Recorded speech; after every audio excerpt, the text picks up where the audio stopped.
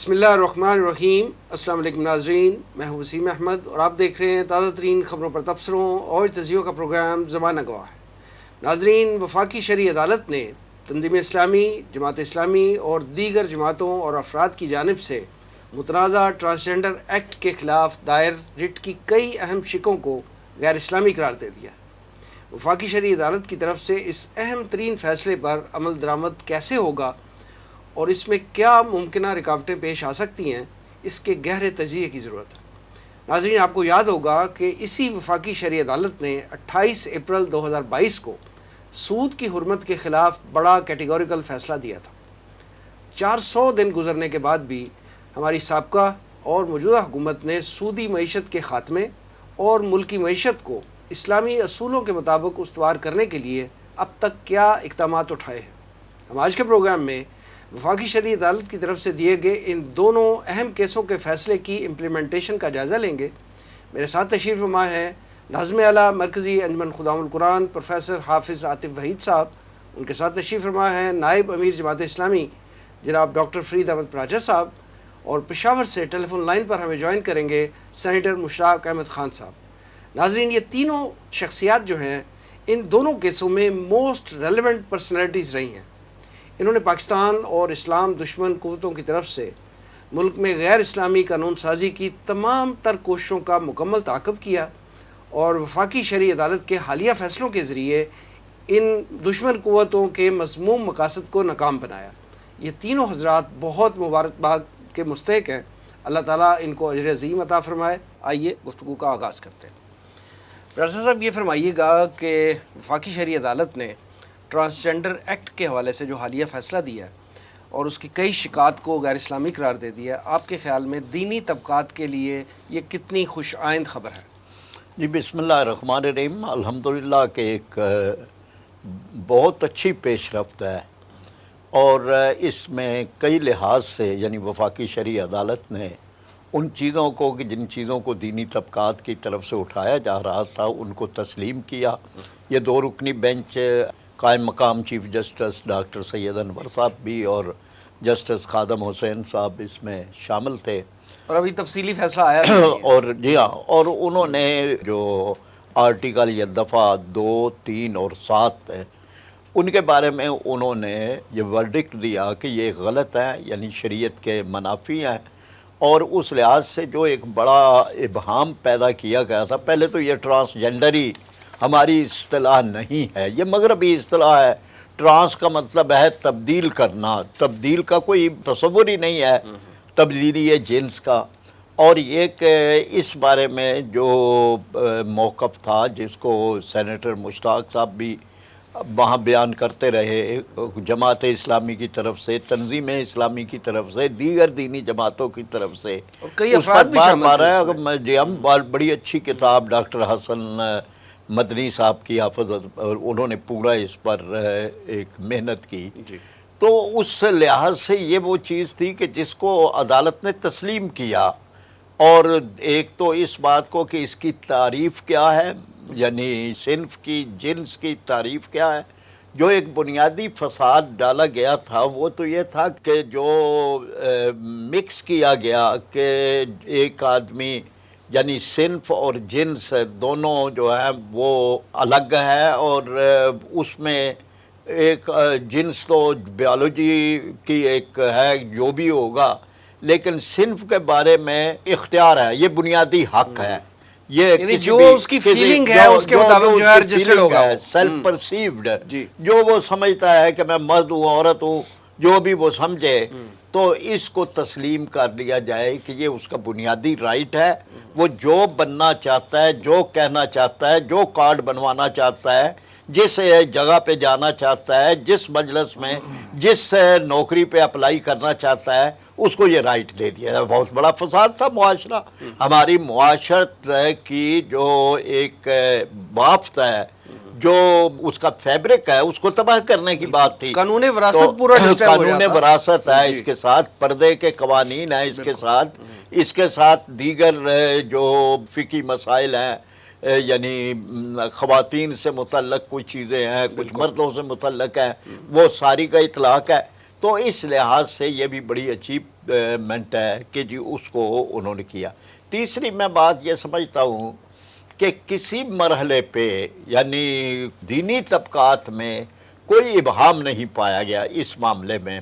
یعنی ٹھیک ہے کہ کوئی بہت تیز رفتار لے کے چل رہے ہیں، مثلا سینیٹر کوئی اور بھی موجود ہیں جمعیت علماء اسلام کے، تو وہ اتنی ایکٹیو نہ بھی ہوں کہ مشتاق صاحب جو لے کے چل رہے ہیں، لیکن وہ بھی ہر جگہ پہ تائید بھی کر رہے ہیں اور اس کو، تو یہ کوئی اختلافی معاملہ نہیں تھا۔ چوتھا یہ تھا کہ جی جب یہ عدالت نے کیا تو اب یہ ہے کہ جہاں جہاں بھی اس کے بارے میں ایک موجود تھی تو اطمینان ہوا کہ جی ٹھیک ہے، ہماری کوئی دروازہ تو ہے کہ جہاں شریعت کے حوالے سے ہم بھی کھٹکھٹا سکتے ہیں اور وہاں سے بہتر فیصلہ آ سکتا ہے۔ دوسری طرف یہ کہ جو طبقات اس میں اس مغربی ایجنڈے کو لے کے چل رہے تھے وہ ایکسپوز ہو گئے، ان کے نمائندے یا ان کی نمائندہ جو پریس کانفرنس سے اس کے بعد انہوں نے کی، یعنی اس فیصلے کے بعد انہیں شٹ اپ کال ملی ہے۔ ہاں، یعنی اس میں انہوں نے کہا جی کہ جی ہمارا مسئلہ مخنث نہیں ہے، یعنی یہ بھی کہا ہمارا مسئلہ جو ہے وہ خواجہ سرا بھی نہیں ہے۔ یعنی پہلے تو سارے بات ہی ان کی ہو رہی تھی کہ جی ان کے حقوق کی بات ہے، لیکن اب کہا جی کہ ہمارا اصل مسئلہ ٹرانس جینڈر وہ ہے، اور اس کے لحاظ سے یہ ٹرانس ڈسکوریا جو ہے جو ایک بیماری ہے، تو اس بیماری کا حل یہی ہے جو ان کی میں نے وہ پریس بریفنگ بھی سنی یا جو اس کا حل یہ ہے کہ اس کو حق دے دیا جائے کہ جی وہ جو سمجھتا ہے وہ کر لے، یہ اس کا علاج ہے۔ تو یہ گویا کہ ایکسپوز ہو گئے کہ جی اصل معاملات وہ نہیں ہیں کہ جو اصل تو L G B T Q اب آئی وہ ہے، اصل تو اور ہم جنس پرستی ہے، وہ ان بیچاروں کے حقوق جن کی بات کرتے ہیں ان کو تو کوئی اس کا ذرا برابر بھی فائدہ نہیں ہے، انہیں تو نقصان ہے۔ تو یہ ایک لحاظ سے بڑی اچیومنٹ ہے اور ہم عدلیہ کی تحسین کرتے ہیں۔ عاطف وحید صاحب، آپ فرمائیے کہ ٹرانسجنڈر ایکٹ کا یہ جو آیا ہے اس کے خلاف فیصلہ وفاقی شرعی عدالت کا، اس کے حوالے سے آپ کی کیا رائے ہے؟ بسم اللہ الرحمن الرحیم۔ وسیم صاحب بہت بہت شکریہ کہ آپ نے اس اہم موضوع کے اوپر آج گفتگو کے لیے ہمیں اکٹھا کیا ہے۔ دیکھیے، آپ کے علم میں ہے کہ ایک ایجنڈا دنیا بھر پر مسلط کیا گیا ہے اور اس کی تانے بانے جو ہیں وہ یقیناً بہت پرانے ہیں۔ اس کو اگر آپ ٹریس کریں، رینیسانس کی تحریک بھی اصل میں ایک دین سے بیزاری کا ایک پہلا قدم تھا، اور اس کے بعد پھر جب رینیسانس کے بعد انلائٹنمنٹ کی تحریک آئی تو اس نے بہت زیادہ ایک نمایاں شکل اختیار کر لی، سیاست میں، معیشت میں، معاشرت میں، بالکل یعنی دین اور مذہب اور آسمانی تعلیمات سے جدا رہ کر، اور انسان کی اپنی جو جبلی تقاضے ہیں، بلکہ سفلی تقاضے ہیں، خواہشات ہیں، ان کی بنیاد پر معاشرے کی تشکیل۔ یہی تحریک پھر آگے بڑھی ہے تو اس کے ساتھ پھر فیمنزم کا ایک اضافی جو ہے وہ لیبل لگ گیا، اور اس میں حقوق نسواں کے عنوان سے معاشرے کی جو ہے ری اسٹرکچرنگ اور انجینئرنگ، یہ سوشل انجینئرنگ پروگرام، اور وہی چیز پھر آگے بڑھی ہے تو آج جو ہے یہ ٹرانسجنڈر ایکٹ بھی ہے اور L G B T Q بھی ہے۔ تو یہ سب کا سب ایک شیطانی کھیل ہے، ایک ایجنڈا ہے کہ جو چل رہا ہے۔ مغرب تو کافی حد تک اس کی لپیٹ میں آ چکا ہے۔ اب اس مسلم معاشرے جو ہیں انہیں اب اس چیلنج کا سامنا ہے کہ اب وہی ایجنڈا جو ہے اب ہمارے ہاں بھی مسلط ہو رہا ہے اور دیگر مسلم ممالک میں بھی۔ لیکن دلچسپ بات یہ ہے کہ اللہ تعالیٰ کی طرف سے ایک وعدہ ہے قرآن حکیم میں، اور یہ بات 3 مرتبہ قرآن میں بیان ہوئی ہے کہ فرمایا اعوذ باللہ من الشیطان الرجیم هو الذی ارسل رسولہ بالہدی ودین الحق لیظہرہ علی الدین کلہ۔ وہی ہے اللہ جس نے بھیجا اپنے رسول کو صلی اللہ علیہ وسلم الہدا اور دین حق دے کر۔ کس لیے بھیجا؟ تاکہ وہ اسے غالب کر دے تمام کے تمام ادیان پر یا دین پر۔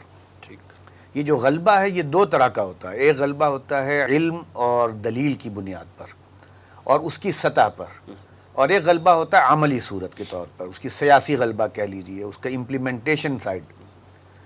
اب یہ اللہ کی طرف سے وعدہ ہے آخری وقت تک کہ جب بھی دین کے اندر بگاڑ پیدا کرنے کی کوشش ہوگی یا انسانوں کے اوپر کفر، الحاد اور بد عقیدگی مسلط کرنے کی کوشش ہوگی تو اللہ تعالیٰ جو ہے اس دین کی جو اصل تعلیمات ہیں انہیں اثر نو تازہ کرتا رہے گا۔ ہمارے ہاں چونکہ لوگوں کے ہاں دینی شعور بہت کم ہے عوام کے ہاں، لہٰذا اور وہ عوام سے ہی پھر نکل کر خواص بھی بنتے ہیں، وہی آتے ہیں پارلیمنٹس کے اندر بھی، انہیں اندازہ نہیں ہے کہ جس انجینئرنگ پروگرام کا وہ پارٹ بن رہے ہیں اس کی کیا مہلکات ہیں۔ چنانچہ 2018 میں جس وقت یہ ایکٹ جو ہے وہ بل کی صورت میں یہ پاس ہوا ہے، تو اس وقت شاید بیشتر لوگوں کو پتہ بھی نہ ہو کہ ہم یہ کیا چیز ہے کہ جو ہم پاس کر رہے ہیں، اس لیے کہ اس میں جو ایک تھرڈ جینڈر ہوتی ہے اس کے حوالے سے اس کے کچھ حقوق کے تحفظ کی آڑ میں یہ ایکٹ پاس ظاہری طور پہ یہی بتایا گیا، ظاہر میں یہی بتایا گیا کہ اصل میں ان پر زیادتی ہوتی ہے۔ لیکن جب وہ چیز بعد میں سامنے آئی اور رفتہ رفتہ اس کے جو عواقب، نتائج اور مقتضیات سامنے آنے شروع ہوئے تو پتہ چلا کہ یہ تو بالکل وہی ایجنڈا ہے ایک معاشرے کی جو ٹوٹل جو ہے حیت بدل کے رکھ دے، کہ جس میں گے میریجز بھی ہوں، لیسبین میریجز بھی ہوں، جبکہ اس کے اندر اس طرح کی کوئی چیز لکھی ہوئی موجود نہیں ہے، لیکن اس کی امپلیکیشنز ایسی تھی۔ اب بل بھی پاس ہو چکا تھا اور وہ امپلیمنٹ بھی ہو چکا تھا، اور اس امپلیمنٹیشن کے نتیجے میں ہزاروں افراد جو ہیں وہ اس سے اپنی جنس کی تعیین میں اپنی خواہشات کے مطابق وہ فائدہ بھی اٹھا چکے تھے۔ اس دوران جن لوگوں کو بھی احساس ہوا کہ یہ تو کام کوئی خراب ہو گیا، غلط ہو گیا ہے، تو اب پہلا قدم تو یہی بنتا ہے کہ علمی بنیادوں پر اور دلائل کی بنیادوں پر اس کی فوقیت ثابت ہو، جیسا کہ وہ آیت جو میں نے ابھی آپ کے سامنے تلاوت کی۔ اور اس ضمن میں پھر یہ کیس جب گیا ہے تو یہ ہمارے ایک کانسٹیٹیوئنٹ باڈی ہے وفاقی شرعی عدالت کے، جو ان معاملات کے لیے سب سے زیادہ مطابق حال ہے۔ چنانچہ اس کے پاس جب یہ کیس پہنچا ہے اور پھر رفتہ رفتہ اس کے لیے لوگوں نے جو ہے وہ اس کی طرف توجہ کی اور دلائل پیش کیے، تو کورٹ کے سامنے بھی یہ بات بالکل کھل کر واضح ہو کر سامنے آ گئی کہ یہ معاملہ اصل میں کچھ اور اس کے اثرات بہت دور تک جاتے ہیں۔ چنانچہ اس کی ابھی تک عملی تنفیذ کا معاملہ، اگرچہ اس میں جو ججمنٹ ہے اس میں تو یہ کہا گیا ہے، اور وہ میں الفاظ آپ کو پڑھ کے سنا دیتا ہوں۔ اس میں کہا گیا ہے for these reasons stated here in above we declare section 2F containing definition of gender identity, section 2N3, section 3 and section 7 of the impugned act titled the Transgender Persons Protection of Rights Act 2018 as against the injunctions of Islam as laid down in the Holy Quran and Sunnah of the Holy Prophet, and will cease to have any legal effect immediately. یعنی clearly غیر اسلامی قرار دے جی، دیا۔ یعنی ان دفعات کو نہ صرف یہ کہ کلیئرلی غیر اسلامی قرار دے دیا ہے، بلکہ یہ کہا ہے کہ یہ فوری طور پر مؤثر العمل ہونے کی قوت سے محروم ہیں۔ اب یہ والے جو اس کے سیکشنز ہیں، اس کا مطلب تو یہ ہے کہ اس کو ایک تنفیذی قوت بھی حاصل ہو گئی ہے، یعنی علمی استدلالی انداز میں تو ہو ہی گیا، جو کہ بہت بڑی فتح ہے دینی طبقات کی، اس میں کوئی شک نہیں۔ اور انہوں نے پن پوائنٹ بھی کر دیے کہ یہ شکایات جو ہیں، اور یہ بڑا خوبصورت ججمنٹ ہے۔ میرے پاس یہ ڈیٹیل ججمنٹ موجود ہے، یہ تقریباً 100 سے زیادہ صفحات پر ہے، اور میں یہ دیکھ رہا ہوں کہ اس کے اندر بڑی عمدہ بحثیں ہوئی ہیں اور دلائل جو ہیں وہ بہت باریک بیان ہوئے ہیں، اور اس کے جو معاشرے کے اوپر مضر اثرات ہو سکتے تھے انہیں بھی پورے طور پر جو ہے لسٹ کیا گیا ہے کہ اس کے اثرات کیا ہو سکتے ہیں۔ جیسے ہم جنس پرستی کا ایک مسئلہ ہے، وراثت کے اندر جو معاملات شریعت کے ہیں ان کی بگاڑ کا مسئلہ ہے، اور بہت سے پرائیویسی کے ایشوز ہیں ان کا مسئلہ ہے۔ چنانچہ یہ علمی اور استدلالی طور پر بھی الحمدللہ کہ اس پر ایک فتح ہے، اور عملی اعتبار سے بھی جو اس کورٹ کی حد تک، اس کی جورسڈکشن کی حد تک جو ممکن ہو سکتا تھا کورٹ نے وہ آپ کے سامنے رکھ دیا ہے، اور ان دفعات پر فوری طور پر جو اثر ہے وہ اب گویا وہ ان کا ختم ہو گیا اس ایکٹ کا۔ اب اس کی جگہ ظاہر ہے ان کو جب آپ نے نل اینڈ وائڈ کر دیا تو ایک تو یہ ہے کہ وہ سیز ٹو ہیو ایفیکٹ والی بات بھی ہے، اور اگر کوئی چینج کرنا ہے تو اس کے لیے کوئی امینڈمنٹ اور بھی لائی جائے گی۔ اور آپ کو معلوم ہے 2022 میں ایک بل جو ہے سینٹ میں پیش ہوا تھا، اور وہ ابھی تک جو ہے میرا خیال ہے ٹیبل پہ نہیں پہنچا ہے، اور اس کے اوپر ابھی بحث نہیں ہو سکی ہے۔ یہ بل اگر جو ہے وہ آگے آتا ہے تو اس کی بھی چیدہ چیدہ نکات ہمارے سامنے آ جائیں گے، اور اس میں اس کی ان کمیوں اور اس کی جو بھی عیب کے پہلو تھے ان کو نکالنے کی کوشش ہوئی ہے۔ اللہ کرے کہ وہ بل جو ہے وہ اس ججمنٹ کی بالکل عین مطابقت میں ہو، اور اس بل کے نتیجے میں بالآخر یہ قانون جو ہے وہ صحیح طور پر مؤثر العمل ہو، نہ کہ یہ ایک ناقص انداز میں جو ہے وہ اب یہ مؤثر رہے، بلکہ یہ کہ ایک کامل اور صحیح انداز میں مؤثر ہو۔ پروفیسر صاحب یہ فرمائیے گا کہ یہ جو ٹرانسجنڈر ایکٹ ہے یہ 2018 میں پارلیمنٹ میں آیا تھا، انٹروڈیوس ہوا تھا، تو اس وقت بھی جو پڑھے لکھے طبقات تھے، خاص طور پہ دینی جو ریپرزنٹیشن ہے پارلیمنٹ میں بھی، ان کو بھی نظر آ گیا تھا کہ اس میں غیر اسلامی شکیں موجود ہیں، لیکن پھر بھی پارلیمان نے یہ بل جو ہے وہ منظور کر لیا۔ آپ یہ فرمائیں کہ جب اس بل کی منظوری ہوئی ہے تو یہ بحیثیت مجموعی تمام سیاسی جماعتوں کی اور پارلیمان کی یہ ناکامی نہیں تھی؟ اچھا آپ کا سوال ہے، لیکن ذرا ہمیں اس کی ہسٹری اگر سامنے رہے تو یہ پتہ چلے گا کہ ہوا کیا ہے۔ جی 2017 میں یہ ایک پرائیویٹ ممبرز بل کے طور پہ آیا، 4 خواتین تھیں جن میں 2 کے ایک ہی طرح کے نام تھے، اور باقی اور سب پارٹیوں کی خواتین تھی، 4 خواتین تھی، ایک مرد تھا، پی ٹی آئی بھی، پیپلز پارٹی بھی، پی ایم ایل، یعنی سب کی طرف سے مشترکہ تھا، وہ سب کی طرف سے مشترکہ تھا۔ اچھا ظاہراً نام تو رکھا گیا کہ جی خواجہ سراؤں کا، لیکن یہ ٹرانسجنڈر کا لفظ اس میں موجود تھا۔ اس کے بعد یہ کہ یہ منظور کیسے ہوا جو آپ کا جس دن یہ تھا کہ سینٹ کا ایک لحاظ سے آخری اجلاس ہوتا ہے کہ آدھے ممبر جو ہیں وہ ان سیٹ ہو رہے تھے اور آدھے باقی، اس دن اس کو اچانک ٹیبل کر دیا گیا، یعنی اس میں ساری بدنیتی داخل ہے۔ اور یہ بدنیتی مطلب اس میں ممبر ہوتے ہی نہیں ہیں، ان کی دلچسپی نہیں ہوتی، جو ریٹائر ہو رہے ہوتے ہیں جو ان کی بھی کوئی دلچسپی نہیں ہوتی، ایجنڈے کی طرف بھی کسی کی توجہ۔ ایاز صادق صاحب نے یعنی یہ ایک موقع دیا، اور اس کے بعد یہ جو شیریں مزاری صاحبہ ہیں انہوں نے اس کو اپنی طرف سے، حالانکہ ابھی کمیٹی کے مراحل سے پورے طور پر نہیں گزرا تھا، یعنی اس متنازع بل وہ ایک کی جو متنازع سبمیشن بل ہے تھا پہلے دن سے ہی، پروسیس پہلے دن سے ہی جو ہے وہ ہوا۔ بڑی پلاننگ کے تحت کی گئی۔ ہم یعنی متنازع بھی تھا، پھر اس کا پروسیس بھی مکمل نہیں ہوا، تو اچانک اس کو کیا، اور وہاں جو ممبر تھے انہیں خبر بھی نہیں تھی کہ جی کیا پیش ہو رہا ہے، کیا ہو رہا ہے۔ وہ جو کہتے ہیں نا کہ پہلے ہر بات پہ ہم سوچتے تھے، اب فقط ہاتھ اٹھا دیتے ہیں، تو وہ ممبروں کی تعداد وہی ہاتھ اٹھانے والوں کی تھی، ان کو پتہ ہی نہیں تھا۔ میں جب قومی اسمبلی کا ممبر تھا تو جو اس وقت قومی اسمبلی میں سرکاری پارٹی کے ڈسپلن کے انچارج تھے نصر اللہ دریشک صاحب، انہوں نے کہا بھائی آپ لوگ ہمیشہ غلطی کر دیتے ہیں، جہاں ہاں کہنی ہوتی ہے وہاں نہ کہہ دیتے ہیں، جہاں نہ کہنی ہوتی ہے، تو آپ نے میرے ہاتھ کو دیکھنا ہے، اگر میں ہاتھ اس طرح اٹھاؤں تو آپ نے ہاں کہنا ہے، اگر میں ہاتھ اس طرح کروں تو آپ نے نہ۔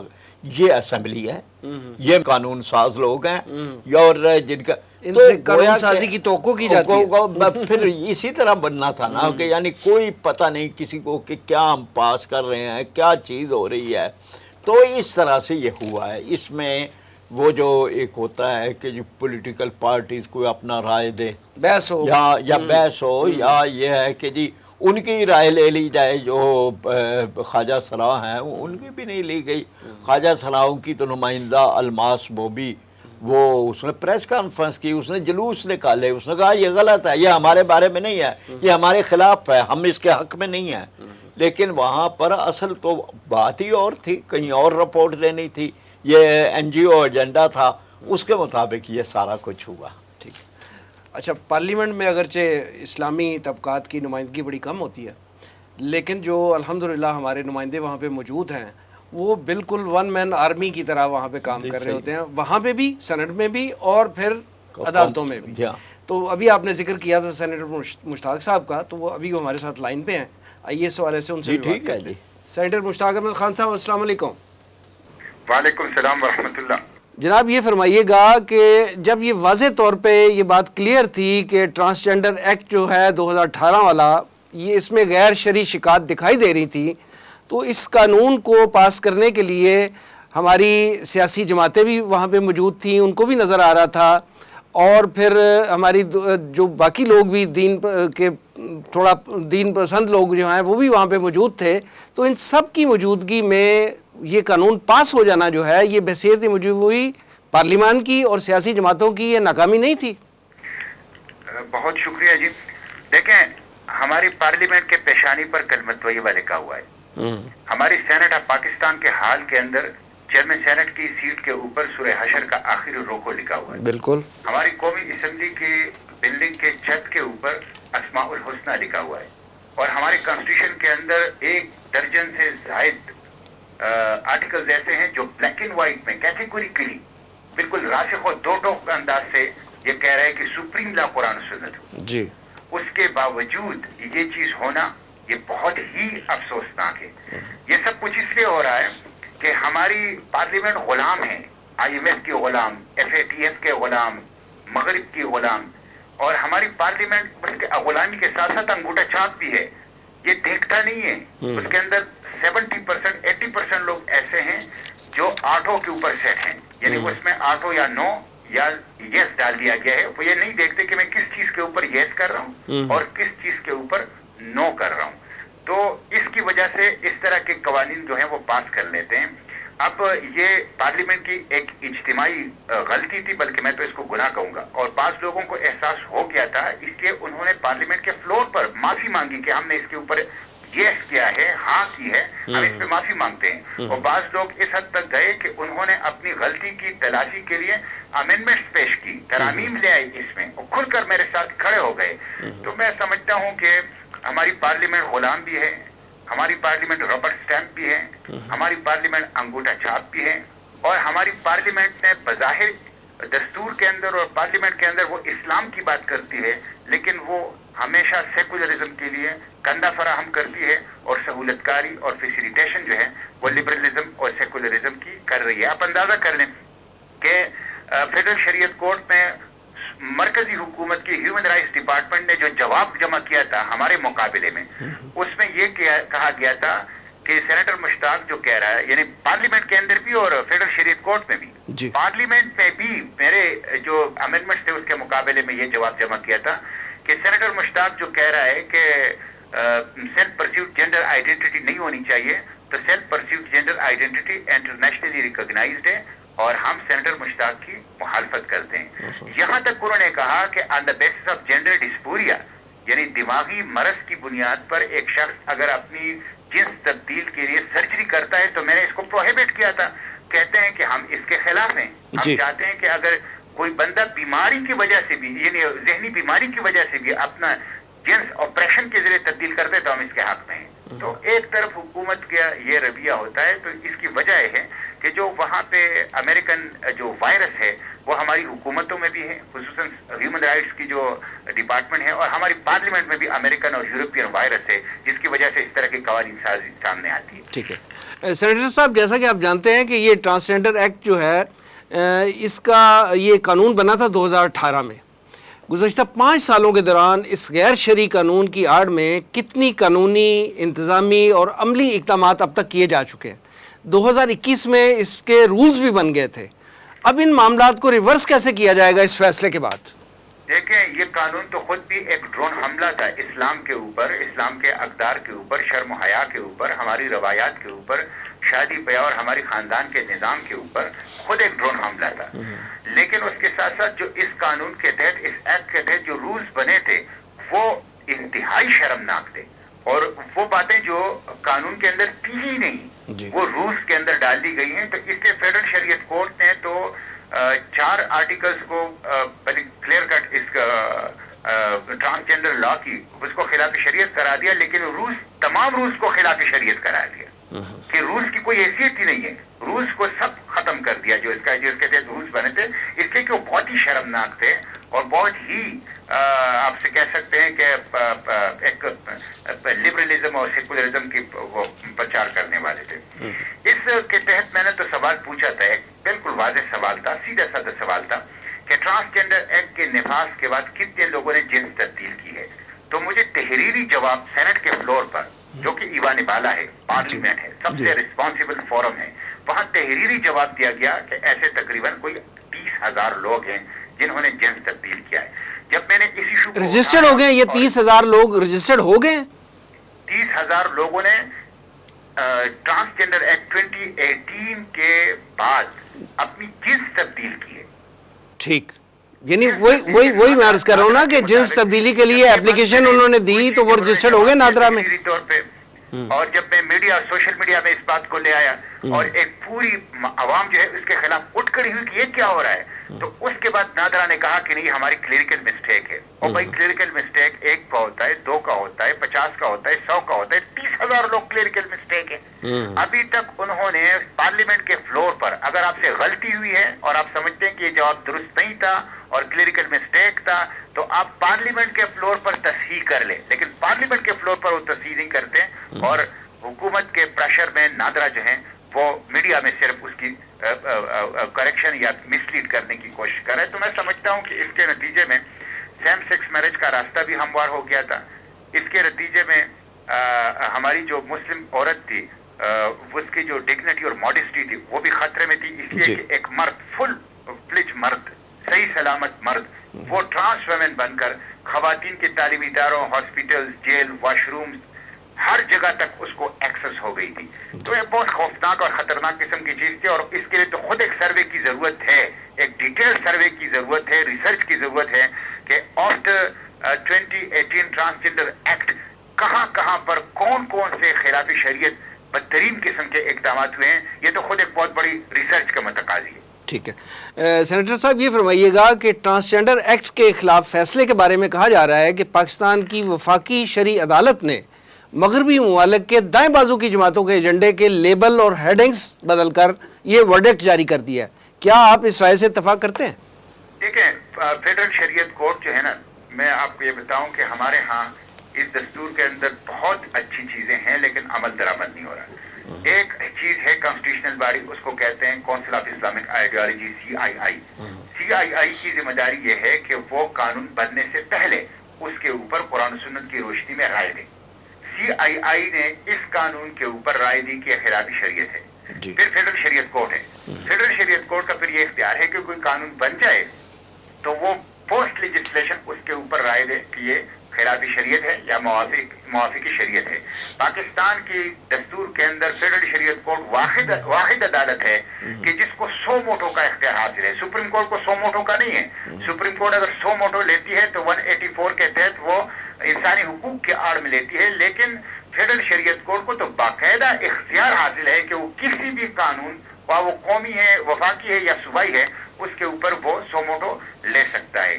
تو یہ فیڈرل شریعت کورٹ کی ڈیوٹی ہے کہ وہ یہ بتائیں کہ یہ جو قانون میرے سامنے آیا ہے یہ شریعت کے خلاف ہے یا شریعت کے موافق ہیں.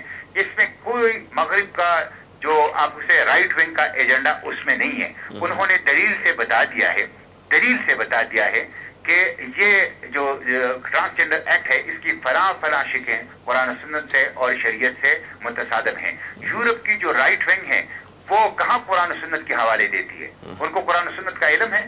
وہ اگر اس کی مخالفت کرتی ہے تو اپنے لوکل، اپنے مقامی اینگل اور ایشوز کی بنیاد پر اس کی مخالفت کرتی ہے. یہاں تو شریعت اور قرآن و سنت اور دلیل کی بنیاد پر جو ہے اس کی مخالفت ہو رہی ہے اور اس کا بالکل تفسیر جو ہے وہ سامنے فیصلے کے اندر بھی موجود ہے. ٹھیک ہے سینیٹر صاحب، مجھے یاد ہے کچھ عرصہ پہلے تنظیم اسلامی کے زیر تمام ایک سیمینار ہوا تھا یہ ٹرانسجنڈر ایکٹ کے حوالے سے، تو آپ اس سیمینار میں شرکت کے لیے تشریف لائے. آپ ان دنوں بہت پر امید تھے کہ یہ فیصلہ جو ہے وفاقی شرعی عدالت کا جو ہے وہ ریورس ہوگا اور جو ہماری خواہشات ہیں، جو ہم جو کیس پلیڈ کر رہے ہیں اس کے مطابق آئے گا. الحمدللہ ویسا ہی ہوا. اب آپ اس فیصلے کا مستقبل کیا دیکھ رہے ہیں؟ کیا یہ سپریم کورٹ میں چیلنج ہوگا اور کیا مستقبل ہے آپ کے خیال میں اس فیصلے کا؟ دیکھیں فیڈرل شریعت کورٹ جو ہے بدقسمتی سے جنرل ضیاء کے دور میں اس کو ایک شو پیس کا ایک امینڈمنٹ کر کے اس کو شو پیس بنا دیا گیا ہے. اور وہ امینڈمنٹ یہ ہے کہ آرٹیکل 203D اس کے اندر ایک پروویزو ایڈ کیا گیا ہے کہ اگر فیڈرل شریعت کورٹ کا کوئی فیصلہ آ جائے اور اس کے خلاف سپریم کورٹ کے اندر کوئی صرف اپلیکیشن بھی دے تو فیڈرل شریعت کورٹ کا فیصلہ سٹے ہو جائے گا. حالانکہ باقی فیصلوں میں، باقی عدالتوں میں یہ نہیں ہوتا. باقی فیصلوں اور عدالتوں میں جب تک عدالت خود سٹے نہ دے کوئی عدالتی فیصلہ جو اس سے لوور کورٹ کا ہوتا ہے وہ سٹے نہیں ہوتا. لیکن یہ ظلم انہوں نے فیڈرل شریعت کورٹ کے ساتھ پاکستان کانسٹیٹیوشن میں کی تھی. اب میں آپ کو اطلاع کے لیے آپ کے توسط سے عوام کو یہ بھی بتا دوں کہ میں نے ایک کانسٹیٹیوشنل امینڈمنٹ موو کی تھی کہ آرٹیکل 203D کا پروویزو اومٹ کیا جائے. اس لیے کہ اس سے غیر مؤثر ہو گئی ہے فیڈرل شریعت کورٹ. فیڈرل شریعت کورٹ نے ربا کے خلاف فیصلہ دیا, فیڈرل شریعت کورٹ نے ٹرانسجنڈر ایکٹ کے خلاف فیصلہ دیا. کوئی ایک بندہ 25 کروڑ میں جا کر درخواست دے دیتا ہے اور خود آٹومیٹک سٹے ہو جاتا ہے. یہ ظلم ہے, یہ آپ شریعت کے ساتھ کھلواڑ اور شریعت کورٹ کے ساتھ کھلواڑ کر رہے ہیں. لیکن میری اس کانسٹیٹیوشنل امینڈمنٹ کو law and justice committee of the senate نے یونانیمسلی ریجیکٹ کیا.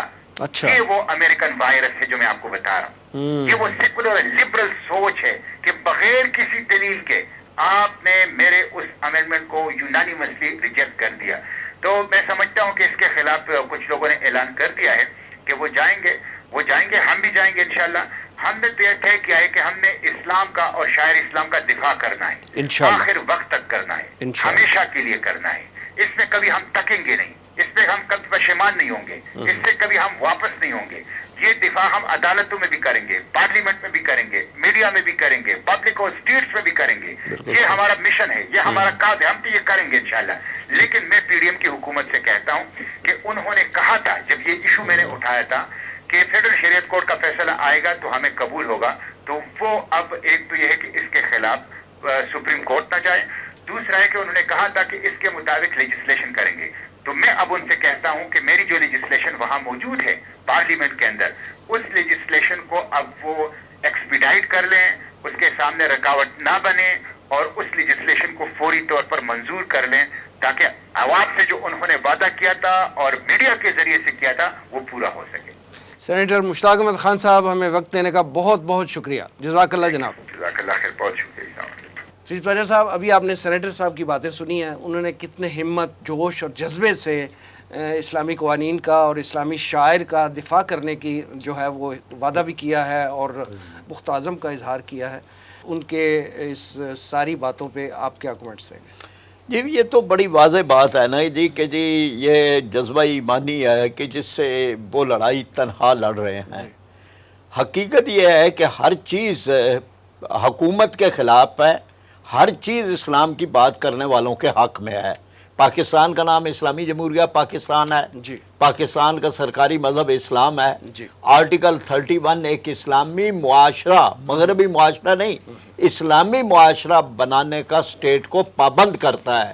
پھر اسی طرح سے ربا کو ختم کرنے کی جو اس میں موجود ہے اس کے ساتھ حکومت پابند ہے ایز ارلی ایز پاسیبل, جی, یعنی ایز ارلی ایز پاسیبل. یہ اسٹیٹ بینک کو بھی یہ ہے, وزارت خزانہ کو بھی ہے, حکومت کو بھی ہے. ایز ارلی ایز پاسیبل 2 سال 4 سال 5 سال 50 سال ظالموں نے گزار دیے ہیں.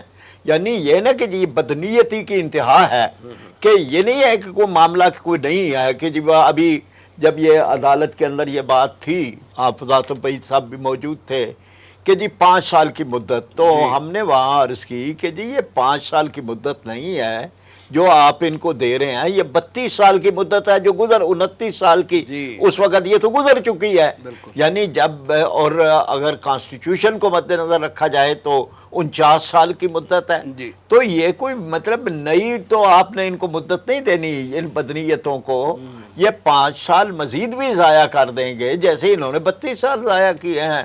عدالت کا فیصلہ تو 1991 میں آ گیا تھا, بالکل آ گیا. اس فیصلے بڑا کلیئر تھا, اس کے پیچھے دلائل تھے, اس کے پیچھے قرآن اور سنت کی ساری ریسرچ تھی, اس کے مطلب کوئی بھی آپ سوال اٹھاتے تھے اس کا جواب موجود تھا. لیکن اس سب کے باوجود انہوں نے اس کو جو ہے وہ کیا. اور ابھی ہم جا کے ملے اسٹیٹ بینک کے گورنر سے اور ان سے یہ ساری باتیں تحریری طور پہ ہم لے گئے کہ جی آپ یہ بتائیں کہ یہ جو عدالت کا فیصلہ تھا اس پہ آپ نے کیا عمل درآمد کیا. آپ تو سود کی شرح بڑھا رہے ہیں, آپ تو نئی اسکیمیں دے رہے ہیں جو سودی ہے. آپ ہمیں یہ مطمئن کریں کہ آپ جو کر رہے ہیں وہ کانسٹیٹیوشن کے مطابق ہے اور عدالت کے فیصلے کے مطابق ہے. تو ان کے پاس کوئی جواب نہیں تھا. جب میں نے یہ بات کی کہ آپ سارے بیٹھے ہوئے ہیں, ایک ان کی خاتون ڈپٹی گورنر بھی تھیں, کہ آپ ہمیں یہ بتائیں کہ یہ جو شرح سود بڑھنے سے انفلیشن کیسے کم ہوگی؟ کوئی آپ معیشت فارمولہ بتا دیں۔ معیشت کا فارمولہ بتا دیں۔ جی۔ یہ تو آپ فائدہ کر رہے ہیں کمرشل بینکوں کا، جی۔ جنہوں نے گورنمنٹ کو دیا پہلے 7% ستیہ پہ ناش کر دیتے رہے تھے، ہیں پھر بزنس کا۔ 14% پہ، پھر وہی کمرشل بینک جو ہیں وہ اب 21% پہ چلے گئے، تو فائدہ تو ان کا ہو رہا ہے، عوام کا تو نقصان ہو رہا ہے۔ عوام کو تو ہر چیز مہنگی ملے گی اور مہنگائی کی ایک لہر آئے گی، انفلیشن بڑھے گی، تو ان کے پاس اس کا کوئی جواب نہیں تھا سوائے اس کے کہ جی وہ جو بعد میں انہوں نے کہا کہ جی ہم تو پابند ہیں، جو کچھ حکومت IMF سے کر رہی ہے ان کی طرف سے جو کچھ بھی آتا ہے تو وہ ہم تو اس کے پابند ہیں۔ تو گویا کہ آپ یہ دیکھ لیں کہ قانون سازی میں اصل رکاوٹ کہاں پہ ہے۔ کوئی چیز ایسی نہیں ہے کہ جس کا جواب موجود نہ ہو، اور کوئی چیز ایسی نہیں ہے کہ جس پہ وہ یہ کہیں کہ جی یہ سمجھ نہیں آتی یہاں پہ یہ کس طرح، سوائے اس کے کہ جی وہ نہیں کرنا چاہتے۔ اور وہ جنگ ہے جو اسے اللہ اور رسول کی طرف سے اعلان جنگ ہے، اور جس کے بارے میں کہا گیا کہ یمحق اللہ الربا ویربی الصدقات ہے، وہ جو سود اور سودی نظام کی جڑ کاٹ دیتا ہے اللہ رب العالمین، وہ ہماری جڑ کاٹی جا رہی ہے۔ اور یہ جو ارشاد فرمایا گیا ہے کہ جو میری اس پہ کریں گے، نافرمانی کریں گے، تو ان کے لیے معیشتاً زن کا ایک تباہ حال معیشت جو ہے وہ ان کا مقدر بن جائے گی، وہ مقدر بنی ہوئی ہے۔ تو اس لحاظ سے وسیم صاحب یہ بالکل ہے کہ جو یعنی دینی قوتیں لڑ رہی ہیں وہ بہرحال اللہ تبارک و تعالیٰ اجر دے، یہ بہت بڑا جہاد ہے۔ اور دوسری طرف کوئی چیز نہیں ہے، نہ دلیل ہے، نہ آئین ہے، نہ کوئی چیز ہے، قانون کچھ بھی نہیں ہے، لیکن وہ ایک عالمی ایجنڈے پورے کر رہے ہیں۔ فرید پاشا صاحب، ابھی سود کے حوالے سے جو فیصلہ ہے اس کو 400 دن گزر چکے ہیں وفاقی شرعی عدالت کا فیصلہ آئے ہوئے، ابھی آپ وہ دن بھی گنوا رہے تھے کہ رمضان کی مبارک ساتیں تھیں جس میں فیصلہ آیا، اور ہم اس فورم پہ بیٹھ کے اس دن بھی بڑے پر امید تھے کہ ہو سکتا ہے کہ یہ بہت ہی ایک اچھے دنوں کا آغاز پاکستان کی اکانومی کے حوالے سے ہو جائے، لیکن ہم دیکھتے ہیں کہ 400 دن گزر چکے ہیں، ابھی تک کچھ نہیں ہوا۔ گزشتہ برس جو ہے وہ ایک ٹاسک فورس بنا دی گئی تھی اس معاملے کو آگے بڑھانے کے لیے، پھر ایک اسٹیئرنگ کمیٹی بنا دی گئی، اس کے چیئرمین جو ہیں اسحاق ڈار صاحب بن گئے، لیکن ہوا کچھ بھی نہیں ہے۔ آپ کو کوئی مثبت پیش رفت ان کی نیت، ان کے ارادے اور ان کے کرنے کے کاموں میں کوئی نظر آ رہی ہے؟ وسیم صاحب وہ کہتے ہیں نا جی کہ حکومتیں کب کوئی مسئلہ کہیں پر ہو تو وہ کہتے ہیں جی اس پہ کمیٹی بنا دے، ٹالنا ہو تو ایک جگہ یہ مسئلہ پیش ہوا کہ بھئی یہ کمیٹیاں اتنی بن رہی ہیں تو ان کا کوئی فائدہ بھی ہے؟ انہوں نے کہا ہاں یہ بڑا اہم مسئلہ ہے، اس پر ایک کمیٹی بنا دیں۔ تو یہاں یہ جو ہے وہ ڈرامہ چل رہا ہے، کمیٹی کھیل رہے ہیں۔ یہ ٹاسک فورس بن گئی، ایک بنی ہے پہلے اعظم نذیر تارڑ صاحب کی سربراہی میں، پھر دوسری ایک اسٹیئرنگ کمیٹی بنا دی گئی ان کے وزیر خزانہ کے، ان میں کوئی قدم آگے نہیں بڑھا، کوئی کام نہیں ہوا۔ جو پہلی کمیٹی بنائی تھی اس کے ممبران سب سے میں نے بھی اور حافظ صاحب نے بھی بات کی، ہم نے تقی عثمانی صاحب سے میں ملا، اسی طرح سے یہ جو راغب نعیمی صاحب ہیں وہ ہمارے اجلاس میں تھے، پھر علامہ حسین اکبر صاحب سے میری ملاقات ہوئی، سب نے یہ کہا جی کہ یہ کچھ بھی نہیں ہے بالکل۔ اب تقی عثمانی صاحب نے کہا کہ میں نے تو اسے قبول ہی نہیں کیا، جب انیشیٹ ہوئی تھی اس وقت انہوں نے کیا دیا؟ اس وقت انہوں نے کہا جی کہ ایک طرف آپ اپیلیں کر رہے ہیں، اسٹیٹ بینک جا رہا ہے اپیل میں، اور ایک طرف ہمیں آپ ٹاسک فورس بنا کے بہلا رہے ہیں۔ تو انہوں نے کہا جی میں نے تو انکار کر دیا ہے۔ تو یہ تو اس کا حشر تھا، بعد کی اسٹیئرنگ کمیٹی نے بھی کچھ نہیں کیا ابھی تک۔ صحیح۔ تو صورتحال یعنی مایوس کن دیا۔ عاطف وحید صاحب یہ فرمائیے گا کہ آپ کے نزدیک کیا آئین میں ایسی ترامیم کرنے کی جو جب ضرورت پیش آتی ہے تو کیا ہم اپنی پارلیمنٹ کو اس چیز کا پابند نہیں بنا سکتے کہ آپ قانون سازی کرنے سے پہلے اسلامی نظریاتی کونسل سے مشاورت کر لیں؟ دیکھیے جہاں تک میرے علم میں ہے، پارلیمنٹ کی طرف سے جو ایشو بھیجا جاتا ہے بنیادی طور پر وہی نظریاتی کونسل جو ہے اس کو ریویو کرتی ہے یا اس کے اوپر اپنی رائے دیتی ہے۔ اس کا مطلب یہ ہوا کہ یہ بھی ایک طرح سے ثوابدیدی معاملہ پارلیمنٹ ہی کا ہے کہ وہ بھیجے یا نہ بھیجے۔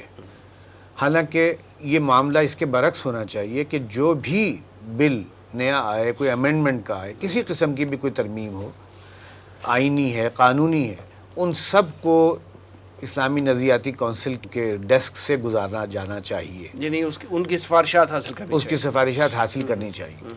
اور پھر ساتھ یہ بھی کوئی ضرورت صرف یہی نہیں ہے کہ یہ لازمی ہو، بلکہ یہ بھی ہونا چاہیے کہ اگر ان کی طرف سے کوئی سفارشات آ گئی ہیں تو ان سفارشات کے اوپر عمل درآمد کے لیے بھی ایک باقاعدہ ایک نظام ہونا چاہیے۔ یہ نہیں ہے کہ وہ اٹھا کر جو ہے وہ کیبنٹس کے اندر اور الماریوں کے اندر اس کی زینت بنا کے رکھ دیا جائے ان کی سفارشات کو، جیسا کہ اس وقت ہوا ہے۔ کتنے ہی معاملات ہیں، سینکڑوں معاملات ہیں جن کے اوپر اسلامی نظریاتی کونسل نے اپنے سفارشات دی ہوئی ہیں، اور وہ صرف ایک ریسرچ پیپر جیسے لائبریری ہوتی ہے کوئی کسی تعلیمی ادارے کی، اس طرح سے لائبریری کی زینت بن کر اور ایک فائلنگ ریک کے اندر جمع ہو رہی ہیں۔ تو یہ جیسے میں پہلے عرض کر چکا ہوں، یہ کچھ چیزیں جو ہے بہلاوے کے لیے ہوتی ہیں، کھلونے ہوتے ہیں، تو کھلونے دے کے بہلایا گیا ہوں۔ لیکن جیسے کہ تھوڑی دیر پہلے سینیٹر صاحب فرما رہے تھے، اپنی جگہ اسلامی نظریاتی کونسل بھی اور وفاقی شرعی عدالت بھی بہت اہم ادارے ہیں۔ اگر ان کی ساتھ معاملہ صحیح طریقے سے کیا جائے اور ان کی اس اہمیت کو قانون سازی کے عمل کے اندر قائم رکھا جائے اس اہمیت کو، تو یہ بہت اہم ادارے ہیں۔ یعنی آج اگر ہم چاہیں کہ پاکستان کو ایک کسی بڑے دھچکے کے بغیر اسلامی معیشت، اسلامی معاشرت، اس کی شاہراہ پر آگے بڑھانا ہے، تو اس کا طریقہ تو وہی ہے کہ جو آئین اور قانون کے تحت ہونے والا کام ہو، اور یہ ہماری ایک ضرورت بھی ہے، اس لیے کہ ظاہر ہے کوئی چھوٹا سا ملک نہیں ہے یا کسی ایک چھوٹی سی کانسٹیچوئنسی کی بات نہیں ہو رہی، یہ تقریباً 23-24 کروڑ کی آبادی کا ملک ہے۔ یہاں بڑی افراتفری جو ہے وہ بہت بڑے سانحے کا پیش خیمہ ہو سکتی ہے، جیسا کہ اس وقت صورتحال ہے۔ پاکستان جو ہے وہ بڑی افراتفری سے دوچار ہے۔ اس وقت ڈالر کا ریٹ دیکھ لیں کہ 300 سے متجاوز ہوا ہے، اور وجہ بڑی واضح ہے۔ دیکھیے، ایک طرف قرآن مجید کی صاف حکم ہے کہ لِمَ تَقُولُونَ مَا لَا تَفْعَلُونَ كَبُرَ مَقْتًا عِندَ اللَّهِ أَن تَقُولُوا مَا لَا تَفْعَلُونَ، اور ہم نے آئین کے اندر بھی بڑے بڑے دعوے کیے ہوئے۔ یہ لافظنی ساری جو ہے آئین سے چلی آ رہی ہے کہ پاکستان ایسا معیشت ہوگی، ایسی معاشرت ہوگی، یہاں عدل ہوگا، انصاف ہوگا۔ دعوے تو یہ ہیں، لیکن در حقیقت کیا ہو رہی؟ اور مجھے یاد ہے کہ جو کراچی میں پچھلے سال وفاق صنعت و تجارت کے تحت جو ہے ایک فیڈریشن ہاؤس میں 30 نومبر کو پروگرام ہوا تھا، بہت بڑا پروگرام بہت بڑا بہت زیادہ تھا۔ participants تھے ہر اس میں۔ طرح ہر مکتب فکر کے اہل علم اور تمام جو ہے وہ مسالک کی نمائندگی تھی، بھرپور تھی۔ میں خود وہاں حاضر تھا، حکومتی نمائندے بھی موجود تھے، اور اسحاق اس ڈار صاحب میں موجود ڈار تھے، صاحب موجود تھے، جی، تشریف جی، لائے ہوئے تھے، اور جی، اسٹیٹ بینک کے گورنر صاحب تشریف لائے ہوئے تھے، جی بالکل۔ اور وہاں کھڑے ہو کر انہوں نے کہا تھا کہ ہم اس فیصلے پر عمل درآمد کریں گے۔ جی، جو عمل درآمد کریں گے کہ الفاظ کے ساتھ دعویٰ کیا ہوا ہے، اب اگر اس دعوے پر پورا نہیں اترتے تو آپ انہیں چاہیے کہ ذرا سوچے تو صحیح، اگلی آیت کیا کہہ رہی ہے؟ کبر مقتا عند اللہ، اللہ کے نزدیک یہ بہت ہی غضب کو اللہ کے بھڑکانے والی بات ہے، کتنی بیزار کن بات ہے کہ تم کہو وہ جو کرو نا۔ تو اس بیزاری اور اللہ کی طرف سے جو ہے اس کا غضب وہ تو ہمیں نظر آ رہا ہے، اس لیے کہ معیشت جو ہے بہت سے ماہرین تو یہ سمجھ رہے ہیں کہ اس وقت ہماری معیشت جو ہے وہ دیوالیہ ہو چکی ہے اور ہم بینکرپسی جو ہے ہماری ہو چکی ہے، لیکن اس کو بس ایکنالج نہیں کیا جا رہا، ڈکلیئر نہیں کیا عارضی جا رہا، سہارے دیے ہوئے ہیں، سہارے ہیں۔ تو اس حوالے سے بہت خطرناک قسم کے ہم دوراہے پر کھڑے ہیں۔ اگر ہم نے صحیح نہ کی اپنی سمت، اور عوام بھی اور اس کے خواص بھی اگر اس بارے میں فکر مند نہ ہوئے، تو کسی بڑی تباہی سے کوئی چیز روکنے والی نہیں ہے، اس لیے کہ ہر طرح کی تباہی کو ہم خود دعوت دے رہے ہیں۔ ڈاکٹر صاحب، پاکستان معاشی حوالے سے بیرونی قرضوں اور IMF کے چنگل میں پھنسا ہوا ہے، دوسری طرف مغرب جو ہے وہ ہمارے خاندانی اور معاشرتی نظام پر حملے کر رہا ہے۔ اس ساری صورتحال سے نکلنے کا حل کیا ہے آپ کے خیال میں؟ ایک تو وہ بات تھوڑی سی میں اس میں اضافہ کر دوں، جی، یہ اسلامی نظریاتی کونسل کی رپورٹس آئینی لحاظ سے حکومت پابند ہے کہ اس کو اسمبلی میں لے آئے اور اس پر بحث کرے اور اس پر عمل درآمد کی رپورٹ دے۔ ٹھیک، لیکن صرف اتنا ہوتا ہے کہ جی ان کی طرف سے وہ جو رپورٹس ہیں ان کے بندھے بندھائے بنڈل آتے ہیں، ہر ممبر کی ٹیبل پہ وہ رکھ دیے جاتے ہیں۔ سپیکر کہتا ہے کہ جی یہ نظریاتی کونسل کی فلاں فلاں فلاں رپورٹ جو ہے ٹیبلڈ، وہ رکھ دی ہیں میزوں پہ اور اس پہ یعنی کاغذی کاروائی پوری کی دی جاتی ہے. ایک ممبر یعنی زیادہ سے زیادہ 10-12 ممبر ہوں گے کہ جو وہ بنڈل اٹھا کے ساتھ لے جاتے ہیں، ورنہ میزوں پہ وہ بنڈل پڑے رہتے ہیں، اسی طرح واپس چلے جاتے ہیں، یعنی کھول کے بھی کوئی نہیں دیکھتا کہ رپورٹ کیا آئی ہے. تو یہ صورت ہے. اچھا اب یہ نا کہ جی یہ جو معیشت ہے اس سے زیادہ تباہ حالی کیا ہوگی کہ پچھلی حکومت بھی عمران خان کی اور یہ حکومت بھی 1.6 بلین ڈالر لینے کے لیے تڑپ رہے ہیں، ہر چیز مان رہے ہیں اور منتیں کر رہے ہیں اور یقین دہانیاں کرا رہے ہیں. جو کچھ وہ کہتے ہیں وہ مانتے چلے جاتے ہیں.